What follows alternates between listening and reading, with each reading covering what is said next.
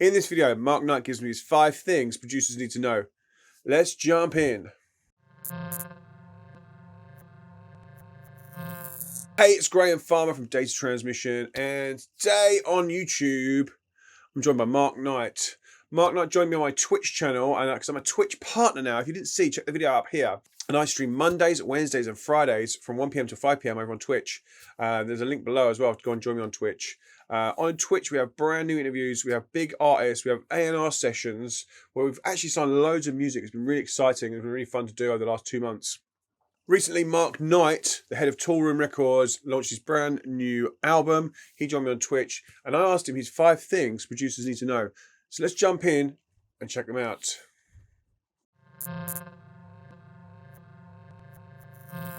Right, so on my YouTube channel, we have a series called 5 Things Producers Need to Know. I thought I'd get yours, so I hope you're prepared. No, not at all. Let's just do it. I love the fact that I'm not prepared. Amazing. That'll test me. Right, okay, right, so what do you want to know? 5 things, like literally, it can be anything from a production end to a marketing end to a something in the middle. Like Grahame did his, and his is on my YouTube channel now. So if you've not seen that, go and watch that because it's incredible. Because Dean's a legend. But I'd like to know yours. So let's go for it. Number 1. I can imagine where Dean's gone with this, and he'll be like super spotty and like, right, with this compressor, what you need to do is. So I'm going to do the opposite of that. I'm going to talk about more generalism because he probably covered that far better than I ever could. Right, okay, let's start with the biggest piece of advice I can give anyone as a producer, and that's know who you are. Know who you are and do things from the heart, because everything you do will be transparent. And if you try to copy, follow a fad, do something because it's in vogue, then that's transparent. Do things because you genuinely love what you are doing. You know, music is great because you can do music and you can do something in it that you love, and that's when you really win. You know, if you want to do something that you don't really like, then go and work in a bank or something. No offense to bankers, but do you know what I mean? Within music, you should be doing things purely from passion to start with. If that leads to commercial success, then fantastic. But generally, it will only lead to commercial success if you do things with integrity and from the heart. That's the foundation. You get that right, and then you can build on top. If you don't, if you build from that way up, build on a fad, it's going to fall over, isn't it? So know who you are, know what you stand for, and stick by it. Evolve, of course, evolve as a producer and as an artist, but fundamentally know what you stand for.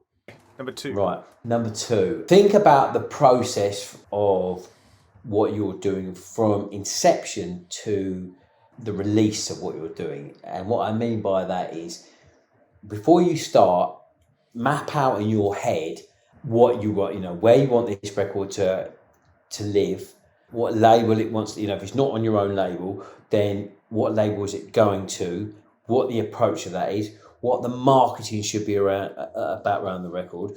A lot of people get, not confused, I think that's not the right word, but underplay the fact that we are in the music business. Now that's multifaceted. It's music, it's all the creative bit, and then it's business, and that's all the business bit.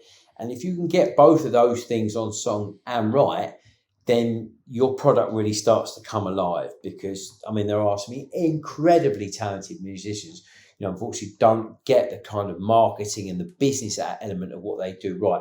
And thus their music isn't heard. Unfortunately, it isn't this utopian, like, let's just make some great music, man, and it'll exist.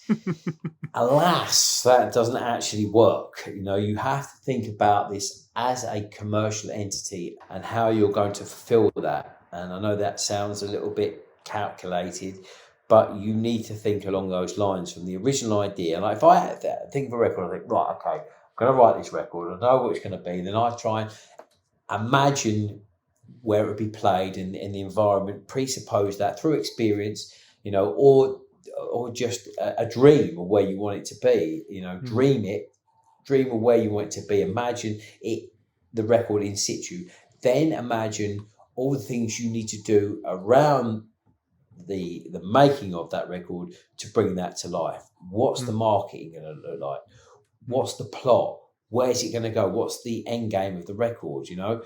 And think hard about that, where you're going to put it. Don't write a record like, if you want to write a super tech house record, then think, well, where's that going to sit? Don't send that to Eric Prydz, or conversely, don't write a really progressive record and send it to El Rowe.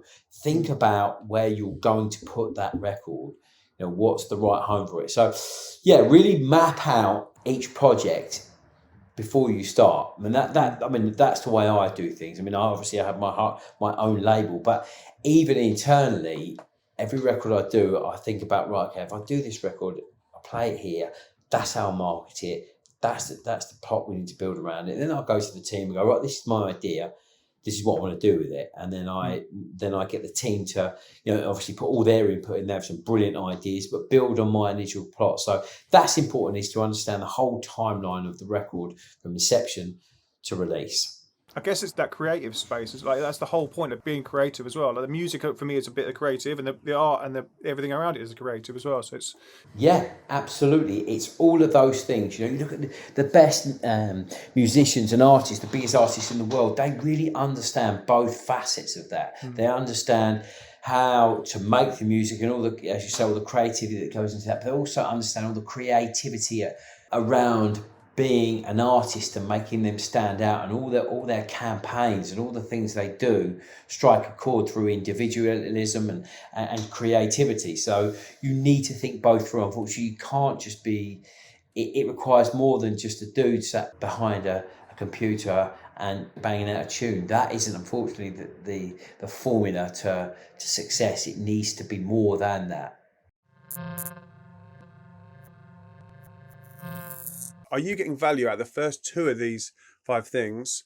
If you are, consider subscribing to the channel. It's a little red button in the corner. Give it a little thumbs up on the like, because it really helps the algorithm. It really helps other people find this video. Let's carry on with the rest of these 5 things. Let's go.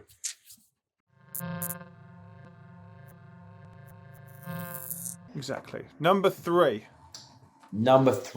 Let's talk about arrangements. That can always be, as an aspiring producer, that can always be a real stumbling block, you know, how you get over arrangements and how you tell the story with the piece of music you're trying to create. I would suggest this: take a record that you love of a similar ilk to what you're making and use it as a template. Yeah, you're not going to copy it, because all your component parts are different. So you're not copying it. But what you want to copy is the story, yeah? So, like, let's say you're writing a record like my record, everything's going to be all right. So look at how I've made that arrangement, put it into your project, and copy how I've done it. Copy how I made the arrangement in that record, or any record. I mean, I don't care. Go for it. Do you know what I mean? It's not going to be the same. You know what I mean? Because we've got one of them. So what the world hasn't got is your record yet. So if I can help in any way, then great. But put my put my track into the project, and copy the way things do, that the record tells its story, and bring things in at the same point. And then you'll go, okay, well then, yeah, that makes sense, because I know that record works in the car. I played it, or hopefully it works, and it translates. So use a point of reference in terms of your arrangement until you can get it down pat and you've got it, and then you just know, okay, that needs to happen there. But that'll come through time. That'll come through doing it not once, twice, not 20 times, but 40 times, 50 times, until you can get it yourself. But to start, taking an arrangement that you know works. I mean, I used to love Full Intentions arrangements back in the day. They used to do the same thing on every record. And when we were playing vinyl back then, you know, you just have to look at the vinyl and you could read the arrangement through the vinyl, but you knew what it was going to do, because they did the same thing every time. And that wasn't a bad thing. It was a great thing, because you knew that arrangement worked and killed and destroyed dance floors every single time you played it. So, and they weren't frightened of doing the same arrangement, because they knew it worked, and they changed the parts every time. So every time it sounded fresh. So, yeah, in terms of arrangement, if you're stuck at that stumbling block that is arrangement, do exactly that. Take a record that you know works and just copy the arrangement. Exactly when the bass line comes in, you know, when the hats come in, what makes it not being linear, where are the drops, where are the breakdowns, all of that stuff, copy. Number 4.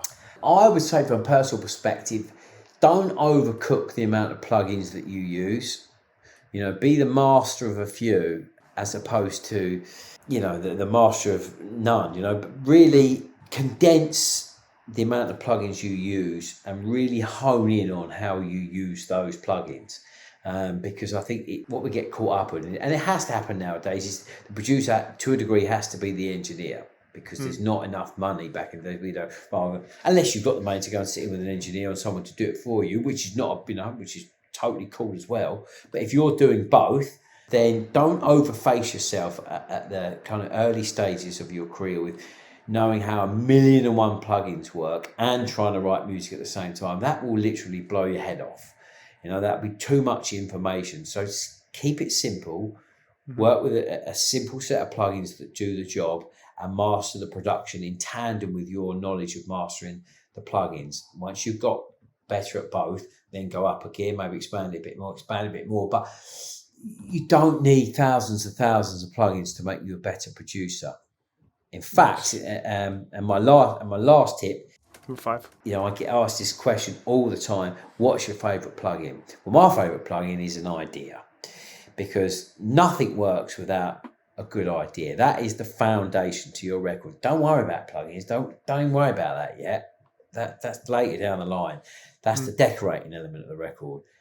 Worry about the idea. Really think out your idea before you start. And if it means writing it down or getting a bunch of reference tracks that support the same idea of what you're doing, put them on your page so you constantly remind yourself of what you're trying to achieve in a piece of music. Because it's very easy to start at point A and then go to point B and then go, oh, I've got a W, then X, then E, or then back in and go all over the show. If you write out what you want to achieve, like I said earlier with the house thing, you know, if you're going to build a bungalow, build a bungalow. Don't start building a bungalow and end up with a block of flats. You know, sometimes you get happy accidents, but generally that doesn't work. You know, if you plan to build a bungalow, build a very good bungalow and stick with that idea. You might get to the end of it and go, do you know what, that idea wasn't as strong as I thought it was, but at least you've got to the point of fulfillment of that idea. You've explored that to its, you know, its potential, and whether the original idea was strong enough. At least you've seen it through. You've seen the project through from inception to completion.